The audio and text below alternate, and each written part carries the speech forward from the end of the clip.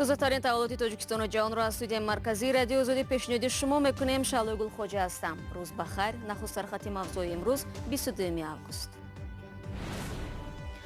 боми одамкуш муҳоҷирони тоҷику қирғиз бар асари фурӯрезии боме дар Сахалини Русия ҷон бохтанд. Додситонӣ ба тафтиши ҳодиса шурӯъ кардааст. миллионҳо нафар аз зоирини Макка дар идомаи адои маросими ҳаҷ ба сангандозии тимсоли шайтон оғоз намуданд. ман муқобили шайтон худро нерӯманд ҳис мекунам ва Аллоҳу акбар. ва довталаби нокоми Консерватория мегӯяд ӯро ноодилона аз ҳаққи таҳсил дар мактаби мусиқӣ маҳрум карданд. роҳхати вазорати фарҳанг ба номи ман ё ин ки намояндаи вазирро роҳбалади худ гирифта омадам, ин суханони вазорат ҳам ягон таъсир надошт ба фикри муаллима дар ин ҷо. дар натиҷаи фурӯрезии боми корхонае дар шаҳри Поронайски Русия рӯзи 19 август як шаҳрванди Тоҷикистон ва ду шаҳрванди Қирғизистон ҷон бохтанд. дар ин ҳодиса 5 шаҳрванди дигари Қирғизистон низ осеб диданд. шаҳрвандони ҳалокшудаи Қирғизистон 22 ва 23 сол дошта сокинони ноҳияи Узген буданд. ҷасади онҳо ташхис ва сипас ба ватан интиқол меёбад. дар ин бора раиси ҷамъияти қирғизҳои Сахалин Эшим Толбоев иттилоъ дод. дар бораи шаҳрванди Тоҷикистон чизе гуфта нашудааст. он рӯз ҳангоми фурӯрезии бом дар иншооти мазкур 10 муҳоҷир кор мекард. дӯстонии вилояти Сахалин дар сомонаи худ аз санҷиши ҳодиса хабар додааст. коршиносони амрикоӣ бо вуҷуди ҳамла ба саёҳони хориҷӣ дар моҳи гузашта Тоҷикистонро яке аз кишварҳои амн барои ҷаҳонгардон арзёбӣ мекунанд. рӯзномаи Вашингтон пост аз қавли ин коршиносон навиштааст, баъди амали террористӣ таваҷҷӯҳи ҷаҳонгардони амрикоӣ ба ин кишвари Осиёи марказӣ кам нашудааст. ширкатҳои туристии Тоҷикистон низ ин гуфтаҳоро тасдиқ мекунанд. Барод Юсуфӣ ҳамин мавзӯъро дунбол кард ва нахуст назари худи ҷаҳонгардонро пурсид. замоне ки ҳамла ба гардишгарони хориҷӣ дар Данғара иттифоқ меафтод, Луис дар Испаниё тарҳи сафар ба Тоҷикистон ва ҷаҳонгардӣ бо дучарха дар ин кишварро мекашид. ман 2 ҳафтааст ки дар Душанбе ҳастам. ман қабл аз фоҷиа бо саёҳон чиптаи роҳ ва роҳхат ба сафарамро харида будам, аммо ин ҳодиса барномаи сафари ман ба Тоҷикистонро тағйир надод. ман албатта мутаассифам, аммо бовар дорам ки дигар ин гуна ҳодисаҳо дар ин ҷо рух намедиҳад. таҳлилгарони амрикоӣ низ ба ҳамин ақидаанд, ки бо як ҳодисаи ҳамла ба саёҳон намешавад Тоҷикистонро кишвари ноамн барои саёҳӣ унвон кард. зеро ба қавли онҳо аксари амрикоиҳое, ки қабл аз ин ҳодиса Тоҷикистонро барои саёҳат интихоб карда буданд, аз раъи худ нагаштанд. аммо азбас ки роҳхати сафар ва чиптаи роҳро харида будам, нахостам сафарамро лағв кунам ва аз сафар ба Тоҷикистон худдорӣ намоям. Клейм Дексон, саёҳи дигари инглиз, ки тақрибан 10 рӯзи ахир дар Тоҷикистон саёҳат доштааст, гуфт: ман фикр намекунам ки дар ин кишвар амнияти ман таъмин нест. ин ҳодисаи ангушшумор барои Тоҷикистон аст.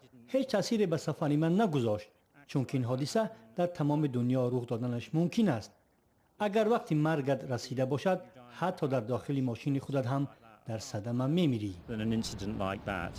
ширкати роҳатур мегӯяд, қабл аз ҳодисаи Данғара дар моҳ ба саёҳати 2 гурӯҳ саёҳон дар Тоҷикистон мусоидат мекарданд, ки ҳоло низ ин шумора кам нашудааст. ба қавли онҳо, таъсиси пулиси саёҳӣ эътимоди саёҳонро ба амнияташон дар Тоҷикистон бештар кардааст. байни мо ва пулиси саёҳӣ телефони боварӣ ҳаст, ки мо онҳоро аз нақшаи хати сафари саёҳонамон огаҳ мекунем. онҳо кормандони минтақавии милисаро огаҳ мекунанд, ки дар фалон соат саёҳон аз он минтақаашон мегузарад. пулис бо манзури ин амниятро дар роҳи харитаи сафари саёҳон таъмин мекунад. худи саёҳон аз ин огаҳ намешаванд, вале амнияташон таъмин аст. ширкатҳои саёҳӣ агар барои таъмини амнияти шабонарӯзии саёҳонашон аз хадамоти пулиси саёҳӣ истифода карданӣ бошанд, барои кирояи як пулис дар шабонарӯз ба ин мақомот ба ғайр аз ғизо бояд 250 сомонӣ пардозанд. аксари ширкатҳои саёҳӣ мегӯянд ҳанӯз аз ин хидматрасонӣ истифода накарданд ва мегӯянд дар шароити феълӣ ба амнияти кишвар он қадар беэътимод нестанд, ки барои ҳар гурӯҳ саёҳон аз ҳисоби пулис кормандеро ҷиҳати таъмини амният кироя кунанд. رو می‌رویم به موضوعهای دیگر. دیروز 21 август با فرارسید قربان حاجیان به منطقه مزدلفه رفته مجسمه شیطان را سنگباران کردند. چند سال قبل در جریان سنگساری شیطان صدها حاجی زیر پای ازدحام ماند. در 3 سال گذشته مقامات عربستان سعودی یک عده چاره‌های امنیتی اندیشیدند که به خطری حاجیان را کفالت می‌دهد. از جمله هواپیماهای بدون سرنشین از هوا نظم و ثبات را نظارت می‌کنند. هزارها خادم امنیتی حرکت حاجیان را در زمین مراقبت نموده در تلفن‌های حاجیان راهنما نصب شده است. عبدالله اشورف موضوع را ادامه می‌دهد. روز سه‌شنبه در پایان مراسمی حج بیش از 2 میلیون مسلمان سنگساری رمزی مجسمه شیطان را آغاز نمودند. 3 سال پیش در این منطقه که با نام جمرات معروف است، صدها حاجی زیر پای مانده به هلاکت رسیده بودند. از این رو مقامات عربستان سعودی برای تأمین امنیت حاجیان از 165 کشور عالم چاره‌های علاوه‌ای اندیشیده یک پل 3 طبقه‌ای برای سنگپرتایی بنیاد نمود.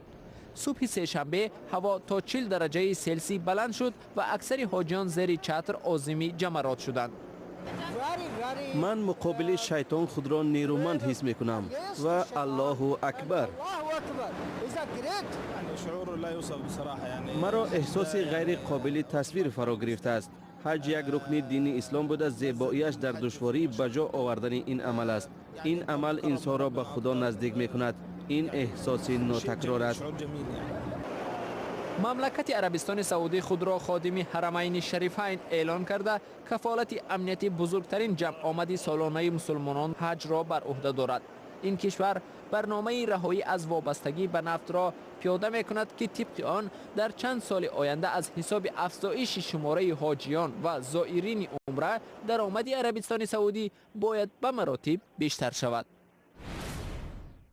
شما برنامه خبری رادیو آزادی را تماشا دارید. روز گذشته ایران هواپیمای جنگی را به نمایش گذاشت که به گفته مقامات این کشور 100% ساخت محلی است. جمهوری اسلامی در حال هواپیمای جنگیش را به نمایش میگذارد که امریکا از این کشور طلب کرده است که زمام برنامه‌های دفاعیش را بکشد. ادامه را از کیومرسیاتو میشنویم. روز سه‌شنبه ایران نخستین هواپیمای جنگی ساخت محلی را به نام کوسر معرفی کرد. نمایش هواپیمای نو با شرکت رئیس جمهور کشور و در آستانه روز صنعت دفاع ملی که 22 август تجلیل می شود برگزار گردید. جت جنگنده ایرانی که همه قسمت‌هاش توسط متخصصین ایرانی ساخته شده پروازش رو آغاز میکنه. علی برکت الله. به قول مهندسان این هواپیما امکان دارد با انواع مختلف جنگی مسلح شود. به غیر از آن نظام کامپیوتری هواپیما با حساب بین قروی و رادار مجهز است که میتواند با هدفهای گوناگون استفاده گردد. هواپیمای جنگی برای کمک به مسافت کوتاه استفاده خواهد شد. نمایش هواپیما در پس منظر تنش‌های افزاینده بین ایران و آمریکا و کشورهای همسایه در رابطه با نزاع‌های شرق میانه صورت میگیرد. با گفته روحانی واشنگتن با جمهوری اسلامی حمله نمی‌کند، زیرا درباره نیروی نظامی آن و پیامدهای احتمالی آگاه است.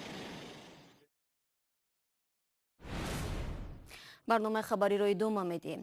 رسول نیم عصر قبل نیروی کشورهای سودشنامه ورشاوا به چخسلواکیه وارد شد. در این عملیات صدها هزار نظامی و هزاران تانک اشتراک کردند. ورود نیروهای شوروی به بهاری پراگا یا تلاش رهبریت چخسلواکیه و جامعه برای اصلاحات خاتمه گذاشت. سالگرد این حادثه در چخیا و اسلواکیه به طور گسترده یادآوری می شود. روز سه‌شنبه 21 август در رو برای سفارت روسیه در جمهوری چخ اعتراض دایر شد. جمع آمدگان برای یادبود 50مین سالگرد تجاوز شوروی به چخسلواکیه راهپیمایی اعتراضی دایر نمودند. آنها پرزیدنت کنونی روسیه ولادیمیر پوتین و خط مشی کرمل را مورد تنقید قرار دادند. سال 1968 تانک های شوروی اصلاحات لیبرالی پیشوای کمونیستان چخسلواکیه الکساندر دوبچک را که با نام بهاری پراگا معروف می باشد پخش نمودند.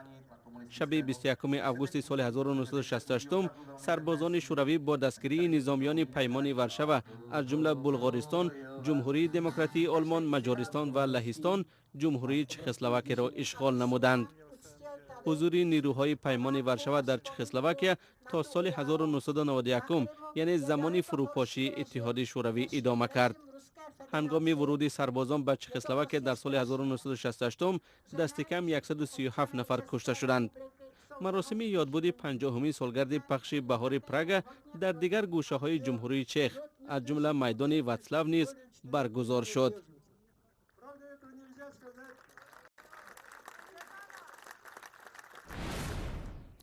бармегардем ба Тоҷикистон. Як довталаби маҳрум аз қувваи босира ба дӯстдонии кули кишвар шикоят бурдааст. Ба иддаои ҷавони нобино раҳбари Консерваторияи миллӣ барои шомил шудани ӯ ба ин муассиса мухолифат дорад. масъулини мактаби мусиқӣ мегӯянд мушкил дар ҳунари овозхонии довталаб аст. сарвинози рӯҳулло бо ҷонибҳои баҳс суҳбат дошт. کس شد گدا کس شد اختر کس شد پادشاه 7 کشور کس برابر به خاکستر کسی را داد سلطانه کس برابر мавзун ғафурзода порчаи сурудҳоеро замзама дорад ки барои имтиҳонҳои дохилшавӣ ба Консерваторияи миллӣ омода мекард. ин сокини 24 солаи душанбе соли гузашта коллеҷи санъатро хатм кардааст. орзу дорад таҳсилашро дар Консерватория идома диҳад. мегӯяд раҳбари ин муассисаи таълимӣ ӯро ба имтиҳонҳои вуруд иҷозат надод. ман дар ҳамин ҳайрон мондам ки барои чӣ мо 4 сол дар коллеҷи санъати ба номи устод аҳмад бобохул таҳсил карда нахуд хабаре аз мусиқӣ надошта бошем, ягон гард овозе ҳам надошта бошем. чаро ки аз кӯча синфи 11 қабул кардем, баъди синфи 11 овоз дошт аст, мо надоштаем. ба қавли ин ҷавони маҳрум аз нерӯи биноӣ раҳбари Консерватория гуфтааст, ин муассиса барои афроди нобино омӯзгор надорад. мавзун мегӯяд ҳамчун як фарди комил ҳуқуқ аз ҳаққаш дифоъ мекунад. ба ин хотир аз болои раҳбари Консерватория ба додситонӣ шикоят бурдааст. аз ин пештар аз вазири фарҳанг кӯмак хоста буд. роҳхати вазорати фарҳанг ба номи ман ё ин ки намояндаи вазирро роҳбалади худ гирифта омадам, ин суханони вазорат ҳам ягон таъсир надошт ба фикри маълима дар ин ҷо. барои ҳамин ман шикоят ба прокуратураи генералӣ бурдам. вақте ки маълима ба ман якду сухани нодуруст гуфтанд, мақсади асосии он кас овоз доштан надоштани ман нест. ин ҳамин хел мегӯянд дар дигарон, лекин он кас намехоҳанд ки шахсҳои маъюб дар ҳамин ҷо таҳсил кунад, чунки инро худашон гуфтанд, ба ман гуфтанд. аммо раҳбарияти Консерваторияи миллӣ ин иддаоро рад мекунанд. фаруғат азизӣ, ректори ин муассиса дар як суҳбати бидуни видео гуфт, комиссияи қабул маҳорати овозхонии ин ҷавонро ғайри қобили қабул донистааст. мавзун ҳанӯз аз хурдсолӣ аз модар ятим монда чашмони нобино дорад. дар Тоҷикистон беш аз 31 000 маъюб сабти ном шуданд ва аксарияти онҳо муҳтоҷ маҳсуб мешаванд. ин аз аввалин намунаҳои додхоҳии як ҷавони нобино барои ҳимоя аз ҳуқуқаш барои таҳсил дар Тоҷикистон аст ки расонаӣ мешавад. мавзун умед дорад додситонӣ шикояти ӯро баррасӣ мекунад ва ҳақро ба ҳақдор мерасонад. файзи ҷавонӣ ҳазор сабзаву гулҳо қатор мерасад аз ҳар тараф савти хушиёр ёр файзи ҷавонӣ ҳазор сабзаву гулҳо. ва рӯзи сешанбе эҳтимол ду хабартаби президенти амрико Дональд Трампро хира карда бошад. додгоҳи аёлоти Вирҷиния собиқ раҳбари ситоди интихоботӣ ӯ миллиардер Пол Манафортро дар ҷиноятҳои молия айбдор дониста собиқ вакили мудофиаи Трамп Майкл Коҳен эътироф кард, ки барои хомӯш нигоҳ доштани равобити якчанд зан бо фарди зерҳимояаш пул пардохт кардааст. Пол Манафорт аз рӯи 8 банд аз ҷумла сарпеча супурдани андоз, пинҳон нигоҳ доштани ҳисобҳои бонкии хориҷӣ ва ду амали бонки муҷрим дониста шуд. дар ҳамин ҳол собиқ вакили мудофиаи Трамп Майк Коҳен ба додгоҳи Нью-Йорк ба мувофиқа расида худро дар пардохти пул ба ду зане ки эҳтимолан бо фарди зерҳимояаш робита доштанд гунаҳкор донист.